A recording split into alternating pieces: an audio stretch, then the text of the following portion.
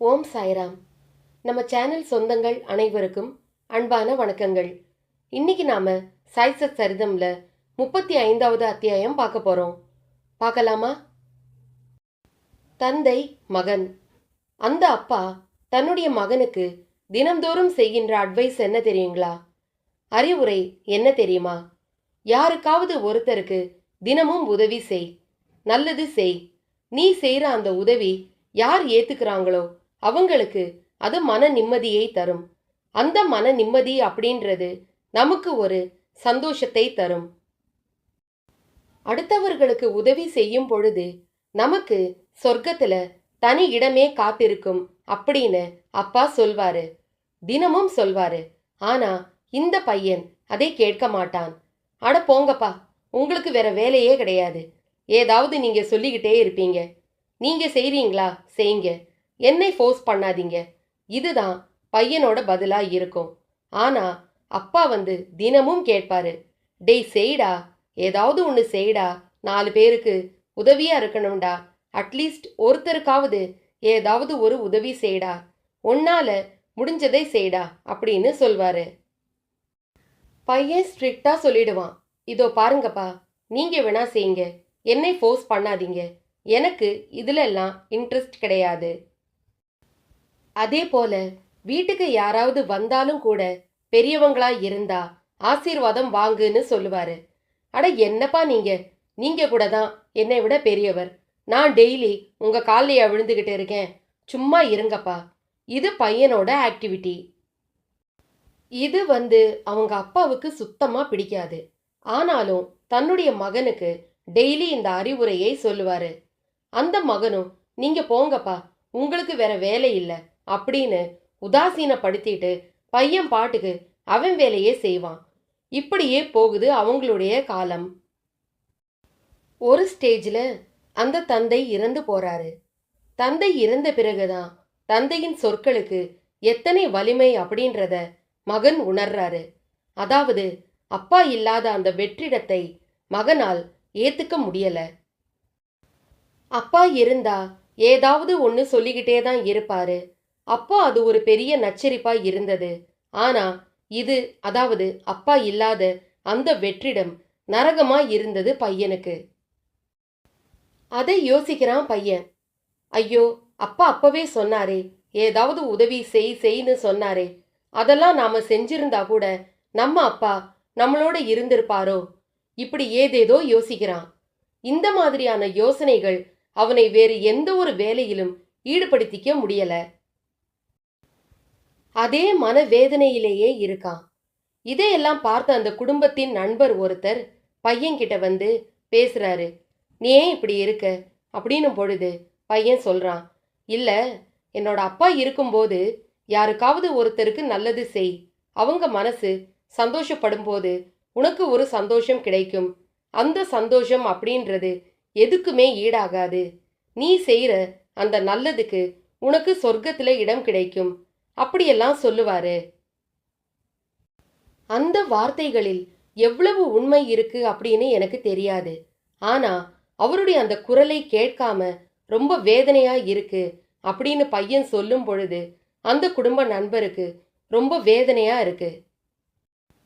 உங்க அப்பா இருக்கும்போது அவர் சொன்னதெல்லாம் நீ கேட்கல, இப்போ அவர் இல்லாத பொழுது அதை பத்தி யோசிக்கிறியா? சரி வா, நாம வெளியில வேணும்னா போயிட்டு வரலாம் அப்படின்னு பொழுது பையன் அதை உதாசீனப்படுத்துறான். அதெல்லாம் வேணாம் அங்கிள் அப்படிங்கிற மாதிரி சொல்றான்.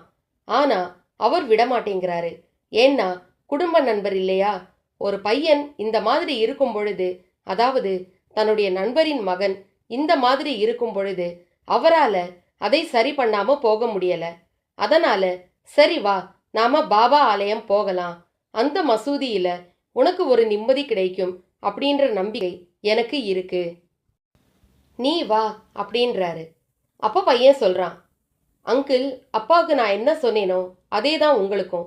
அங்க இது மசூதி, உன்னால முடிஞ்ச காணிக்கையே கொடு, அங்க அவங்க காலில் விழு, இவங்க காலில் விழு, இதெல்லாம் நீங்க சொல்லக்கூடாது அங்கிள் அப்படின்னும் பொழுது அந்த நண்பர் சிரிக்கிறார்.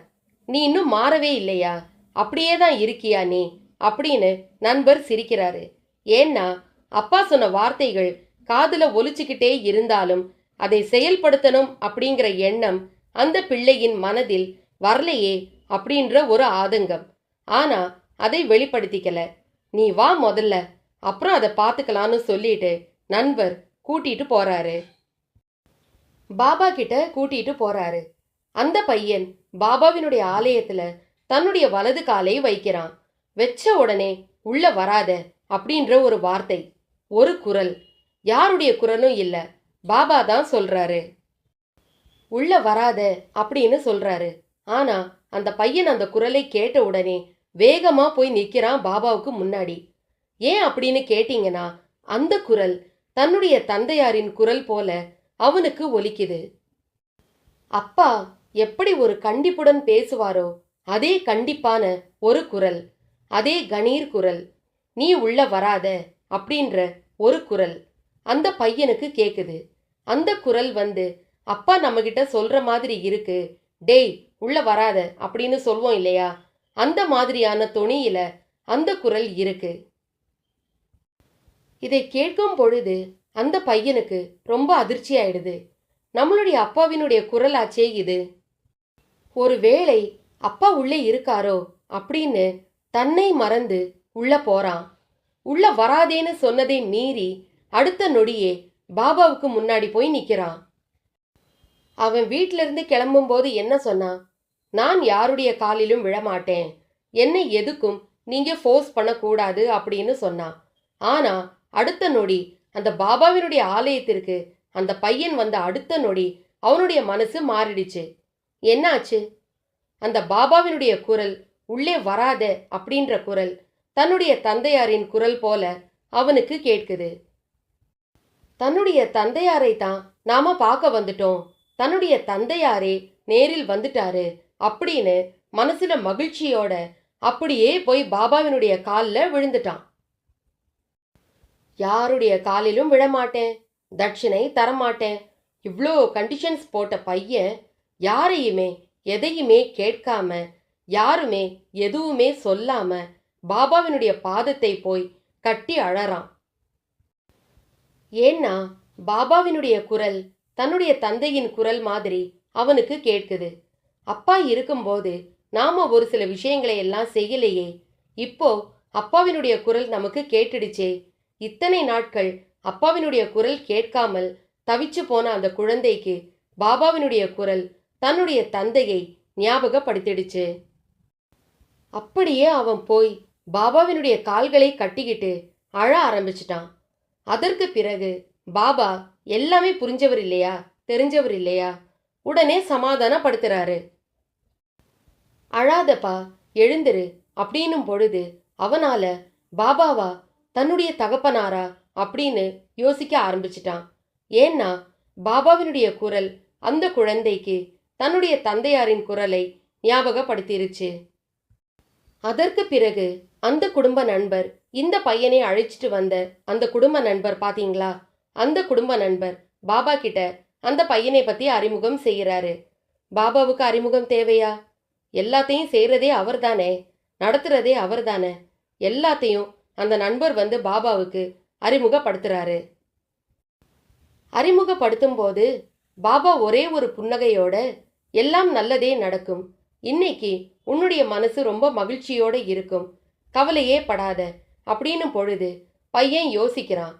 நானே அப்பாவினுடைய குரலை கேட்டுட்டு அப்பாவை கண்ணு முன்னால பார்க்க முடியாம அப்பாவினுடைய குரல் மட்டும் கேட்குதே, அப்பாவை பார்த்தால் எவ்வளவு சந்தோஷமாக இருக்கும் அப்படின்னு ஏங்கி போயிருக்கேன், எனக்கு எப்படி மனசுல சந்தோஷம் கிடைக்கும் அப்படின்னு பையன் யோசிக்கிறான். பாபா சொல்றாரு, கண்டிப்பா கிடைக்கும்பா அப்படின்னும் பொழுது முதல்ல ஏத்துக்கவே முடியல, நம்ப முடியல. நாம மனசுல தானே நினைச்சோம், உடனே இவர் நடக்கும், கண்டிப்பா நடக்கும் அப்படின்னு சொல்றாரு அப்படின்னு பையன் யோசிக்க ஆரம்பிச்சிட்டான். அதற்கு பிறகு சரி, ஏதாவது தட்சிணை இருந்தா கொடுங்க அப்படின்னு சொல்லிட்டு ஒரு 17 ரூபாய் தட்சிணையாக பாபா கேட்கிறார். யாருக்கிட்ட? அந்த பையனை அழைச்சிட்டு வந்த அந்த நண்பர்கிட்ட கேட்கிறாரு. ஏன் அந்த பையன்கிட்ட கேட்கல அப்படின்னா, அந்த பையனுக்கு எதிலுமே நம்பிக்கை கிடையாது. ஆரம்பத்துல அவன் என்ன சொல்லிட்டு வந்தான், நான் யாருக்கும் தட்சணை கொடுக்க மாட்டேன், யார் காலிலும் விழமாட்டேன் அப்படின்னு வந்தான். ஆனா காலில் விழுந்துட்டான். அது முடிஞ்சு போச்சு. அந்த ஒரு சபதத்தை அவன் தாண்டிட்டான். ஆனா தட்சணை கொடுக்க மாட்டேன் அப்படின்னு சொன்னான் இல்லையா, அந்த ஒரு விஷயம் அவன் மனசுல அப்படியே இருக்கு. அந்த நண்பர்கிட்ட பாபா கேட்கிறார், ஒரு 17 ரூபாய் கொடு அப்படின்னு கேட்கிறாரு. பாபா ஒருத்தர்கிட்ட ஒரு குறிப்பிட்ட அமௌண்ட் கேட்கிறார் அப்படின்னா அதுக்கு ஏதாவது ஒரு காரணம் இருக்கும். ஒருத்தர்கிட்ட 2 ரூபாய், ஒருத்தர்கிட்ட 9 ரூபாய், ஒருத்தர்கிட்ட 15 ரூபாய், இப்படி. அடுத்த நாள் அவருக்கு எத்தனை பக்தர்களுக்கு எவ்வளவு பணம் கொடுக்கணும் அப்படின்ற ஒரு விஷயம் இருக்கோ அதற்கு தகுந்த மாதிரி பக்தர்கள் கிட்ட பாபா பணத்தை கேட்பாரு. கொடுக்கிற பக்தர்கள் கிட்ட கேட்பாரு. அதே போல அந்த நண்பர்கிட்ட கேட்கிறாரு. நண்பர் என்ன சொல்றாரு, ஏன் பாபா என்கிட்ட மட்டும் கேட்குறீங்க, அவங்கிட்டையும் கேட்கலாம் இல்லையா அப்படின்னும் பொழுது பாபா சொல்றாரு, அவனுக்கு தர்றதுக்கு விருப்பம் இல்லையே. இவன் சொன்னானா பாபா கிட்ட நான் உங்களுக்கு தரமாட்டேன் அப்படின்னு சொன்னானா?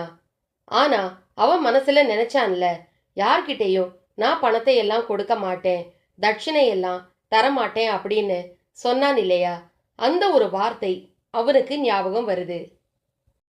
பாபா அதை எப்போ புரிய வைக்கிறார். அவருக்கு இதை கொடுக்கறதுக்கு விருப்பம் இல்லையே, அவனுக்கு விருப்பம் இருந்தால் கொடுக்கட்டும், கவலை இல்லை.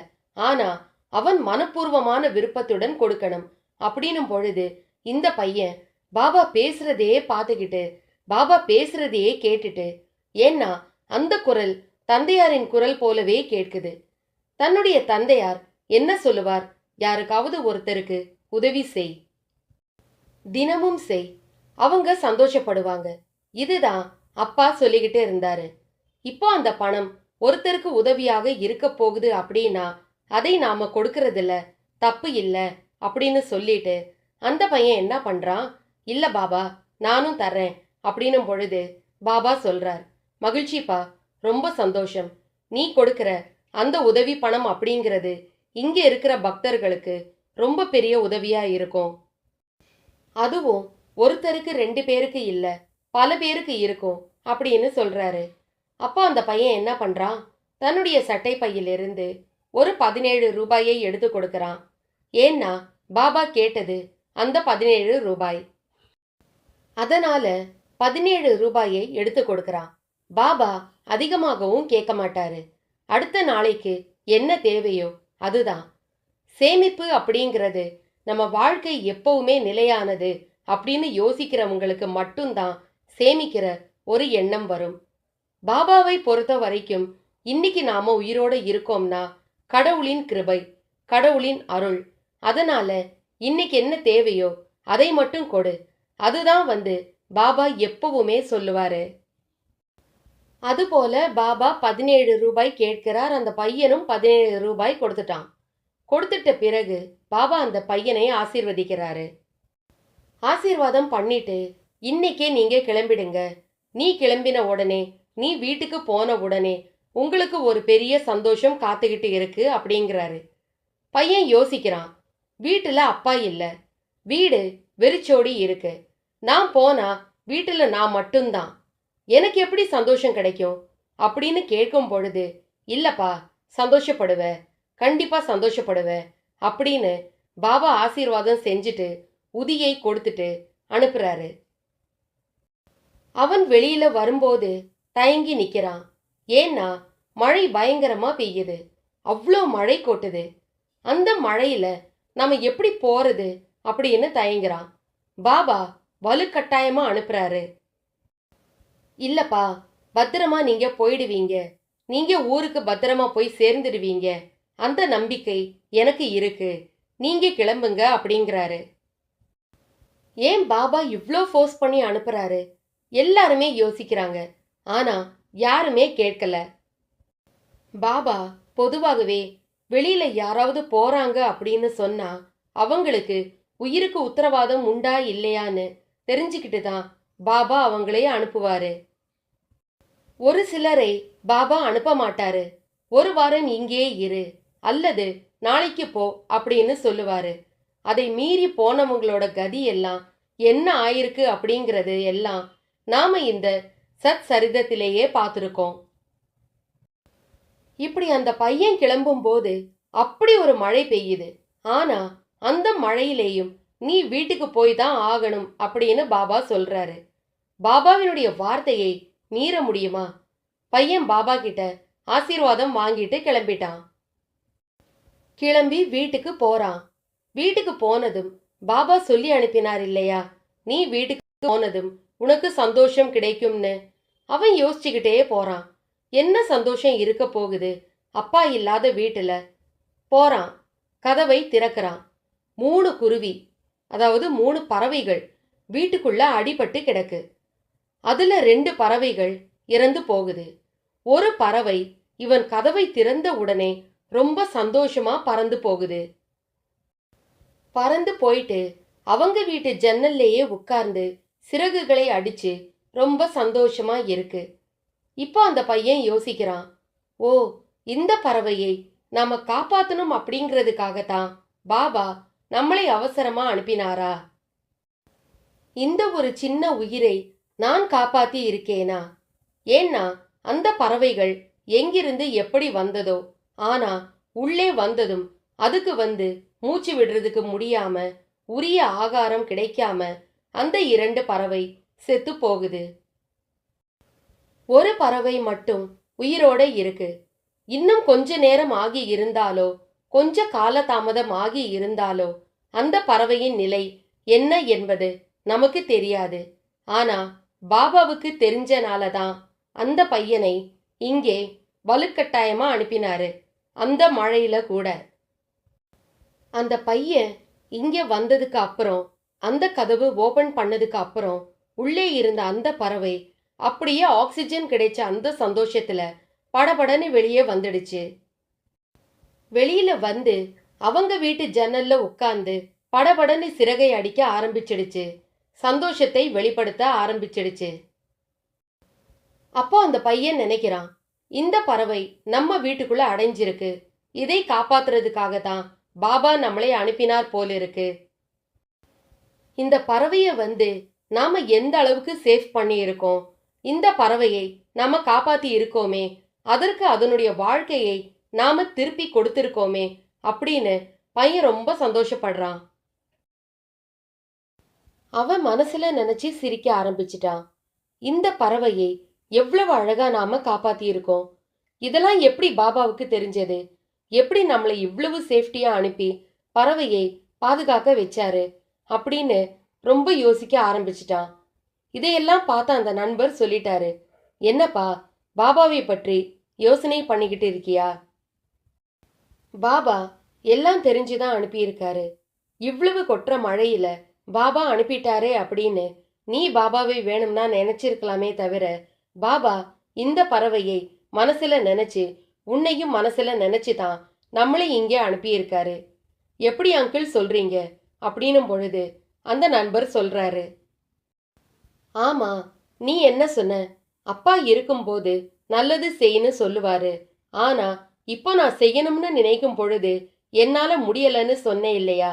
இப்ப நீ செஞ்சிட்டே இல்லையா? உன்னுடைய அப்பாவுடைய அந்த ஆசையை நீ நிறைவேற்றிட்டே இல்லையா? ஒரு பறவையை காப்பாற்றி இருக்க. இதுவும் உயிர் தானே. மனுஷனோட உயிர் தான் உயிர் கிடையாதுப்பா. வாயில்லா ஜீவன்களின் உயிரும் கூட உயிர்தான். அதை நீ காப்பாத்தி இருக்கிறது மனுஷங்களுக்கு செய்யற நல்ல காரியத்தை விட பல மடங்கு நல்ல விஷயத்தை நீ செஞ்சிருக்க. உன்னால அந்த பறவையும் சந்தோஷப்பட்டிருக்கு. அந்த பறவை சந்தோஷப்பட்டதால நீயும் சந்தோஷப்பட்ட பாத்தியா? இதுதான்பா வாழ்க்கையில உண்மையான சந்தோஷம். இதுக்குதான் பாபா ஒவ்வொரு பக்தர்களுக்கும் அவங்களுடைய சந்தோஷம் அவங்களுக்கு கரெக்டா கிடைக்கணும் அப்படின்னு நினைச்சு கரெக்டா வழி நடத்துறார் அப்படின்னு சொல்றார் அந்த நண்பர். அப்போ பையனுக்கு புரியுது, ஆமா அங்கிள், இதுதான் அப்பாவும் அப்போ சொல்லுவாரு, நீ மத்தவங்களுக்கு ஹெல்ப் பண்ணு, அதன் மூலம் கிடைக்கிற சந்தோஷமே பெரிய சந்தோஷத்தை தரும்னு சொல்லுவாரு. அப்போ எனக்கு புரியல. ஆனா இப்போ இந்த சின்ன ஒரு உயிர், அந்த பறவையின் உயிரை நாம காப்பாத்தினோம் அப்படின்னும் பொழுது அது எவ்வளவு சந்தோஷமா பறக்குது. அதை பார்க்கும் போதே மனசுக்கு ரொம்ப ஆறுதலாகவும் ரொம்ப சந்தோஷமாகவும் ரொம்ப நிம்மதியாகவும் இருக்கு அங்கிள். இப்போ என்னுடைய அப்பாவினுடைய ஆசையை நான் நிறைவேற்றிட்டேன் அப்படின்ற ஒரு பெரிய திருப்தி இருக்கு அங்கிள் அப்படின்னு அந்த சந்தோஷத்தை அந்த குடும்ப நண்பர்கிட்ட பகிர்ந்து கொள்கிறான். இப்படிதான் நம்மளுடைய ஆசைகள் நாம நடக்குமா, முடியுமா அப்படின்னு கேள்விக்குறியாகவே இருக்கும் அந்த ஆசைகளை கூட, சின்ன சின்ன ஆசைகளை கூட பாபா நிறைவேற்றி வைப்பாரு. ஆனா பாபாவை முழுமையாக நம்பணும். முழுமையாக நம்பிக்கை வராதவர்களின் மனதில் கூட நம்பிக்கையை விதைக்க கூடியவர்தான் பாபா. அதுதான் இந்த சாய்சத் சரிதம் 35வது அத்தியாயம் சொல்லியிருக்கு. எதுவுமே செய்ய மாட்டேன், எதையுமே நான் ஃபாலோ பண்ண மாட்டேன், நல்லது செய்ய மாட்டேன், இதுல நம்பிக்கை இல்ல அப்படின்னு சொன்ன அந்த மகனின் மனசையே மாற்றினார் இல்லையா பாபா. அந்த சின்ன பட்சிக்கு அன்னைக்கு பெரிய ஒரு உதவி தேவைப்பட்டதை உணர்ந்து இந்த பையனையும் அனுப்பி இந்த பையனுக்கும் மனசுல ஒரு பெரிய சந்தோஷத்தை பாபா கொடுத்திருக்காரு. பாத்தீங்களா? இதைவிட வேற என்ன வேணும்? பாபாவினுடைய அற்புதத்தை நாம சொல்றதுக்கு. இன்னைக்கு சாய்சத் சரிதம் 35வது அத்தியாயம் உங்க எல்லாருக்கும் பிடிச்சிருக்கும்னு நான் நம்புறேன். ஜெய் சாய்ராம்.